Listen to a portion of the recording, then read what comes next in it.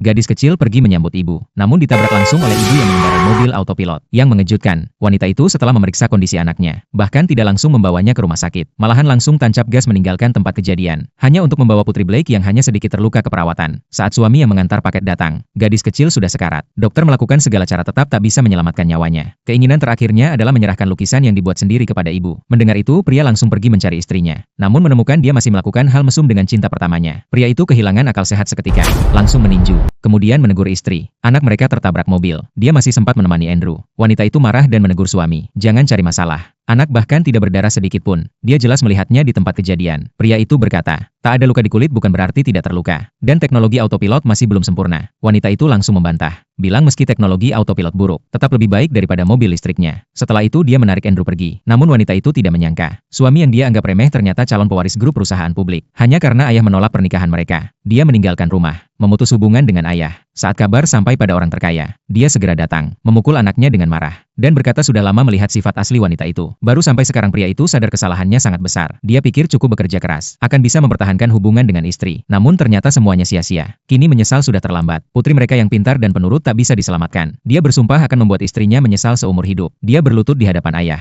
meminta kembali ke keluarga. Ayah menyetujuinya. Serahkan grup perusahaan kepadanya. Kemudian memutuskan mengadakan pemakaman besar untuk cucu. Saat itu wanita itu masih tidak sadar anaknya telah meninggal. Masih peduli pada anak Andrew. Melihat suami di rumah sakit, dia marah-marah. Kenapa tidak menemani anak sendiri? Malahan memperhatikannya. Kalau bukan karena dia tak mampu, anak tidak akan celaka. Dokter di samping tak tahan, memarahi wanita itu. Tidak pantas jadi ibu. Anak terluka akibat kecelakaan. Dia malas melihatnya. Apa haknya menegur pria itu? Pria itu tak mau berkata apa-apa lagi. Segera mengajukan perceraian. Dan menyepakati besok pukul 10 bertemu di tempat yang disepakati. Tak lama kemudian hari pemakaman tiba. Wanita itu menelpon bilang hari ini ada pemakaman penting. Tak sempat merawat anak. Pria itu tak memaksa. Membalas dengan kata, terserah, lalu menutup telepon. Ibu wanita itu mengejek pria itu tak mampu. Andrew ikut menimpali. Pemakaman ini penting. Pewaris grup perusahaan akan hadir. Kalau mereka bisa dekat dengan orang penting, itu dianggap masuk kalangan atas. Namun siapa sangka, orang penting yang mereka maksud, ternyata pria yang mereka remehkan.